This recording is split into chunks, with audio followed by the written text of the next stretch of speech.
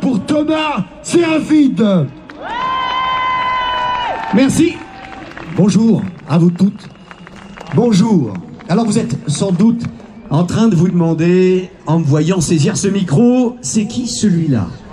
Autant sa moustache me dit vaguement quelque chose, autant l'homme derrière, je ne sais pas. Eh bien, c'est précisément pour cette raison que, solennellement, je tenais à vous présenter mes excuses. Pardon. Pardon de ne pas être Danny Boone, ni Jean-Paul Rouve. J'aurais tellement aimé me présenter devant vous. Sinon, avec le statut de star, du moins avec celui de vedette, d'artiste qui compte, pour pouvoir me faire le relais de l'injustice que vous vivez, que nous vivons, et d'emporter dans le sillage de mes paroles les voix inaudibles de milliers d'anonymes. Et au lieu de ça, eh bien, vous avez qui devant vous? Un moustachu de 3e zone qui a bien peu de chances de renverser le cours des événements, ni de faire trembler la République. Eh bien, qu'importe.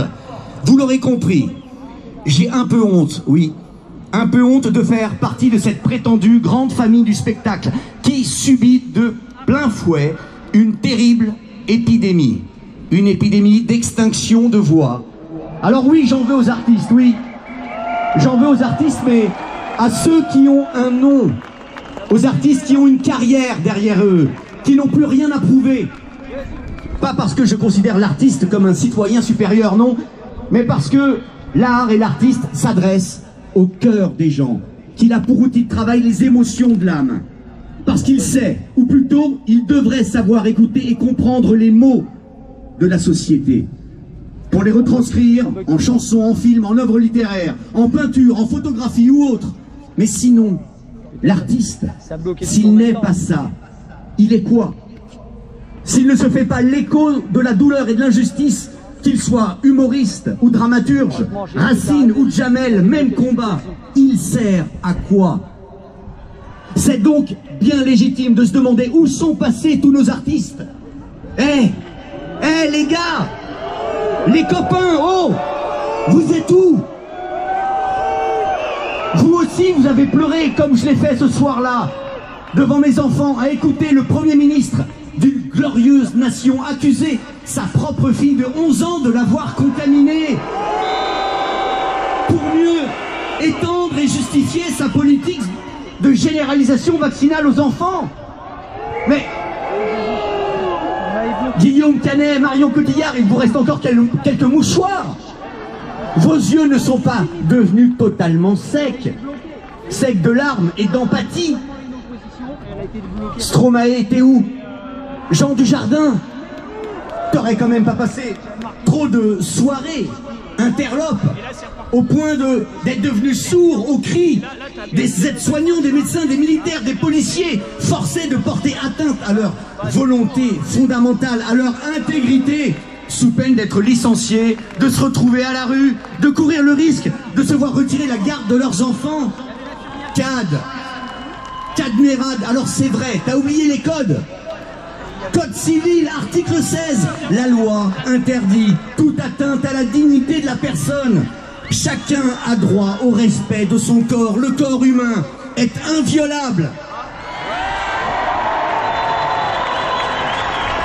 Romain Duris, Karine Viard, lorsque vous irez chercher vos Césars, avant de monter sur scène, vous montrerez votre passe sanitaire aux vigiles ou aux pompiers de service au bas de l'escalier, et puis bientôt accepter, sans broncher, de le montrer tout le temps, pour toute occasion de la vie. Olivier Pi, Philippe Cobert, Isabelle Huppert, Vincent Macaigne, Emmanuel Béard, Jacques Weber, ne me dites pas que vous n'avez pas pleuré ce 12 juillet lorsque le président de la République d'un respectable pays a exposé sa conception du progrès et qu'il récidive le 5 janvier en affirmant tout naturellement qu'une partie des citoyens ne sont plus des citoyens. Alors, après cela, vous oserez encore jouer Électre, Macbeth, Antigone, déclamant des vers qui prônent la vérité et la justice, quand on interdit à vos spectateurs l'accès au théâtre au motif qu'ils n'auraient pas reçu 30 microgrammes d'une injection dans leur corps. À quoi bon qualifier le spectacle de vivant si vous tous, vous faites le mort?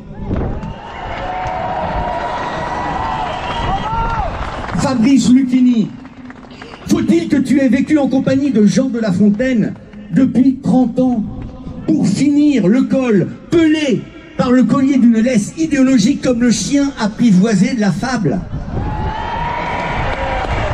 Michel Fugain, Pierre Richard, Eddie Mitchell, Jacques Dutronc, vous n'avez pas fait tout ce chemin pour vous arrêter au dernier combat. Luc Besson, le dernier combat, c'est pas celui-là. Bernard Lavilliers, tu nous as dit la musique ne fait pas rire les dictateurs. Soit, mais il faut quand même qu'elle soit accompagnée de paroles, cette musique, hein? Alors qui pour les porter, ces paroles? Vincent Lindon, Sandrine Kiberlin, Catherine Deneuve, lorsque vous nous voyez défiler sous vos fenêtres du 6e arrondissement, pourquoi vous ne descendez pas avec nous?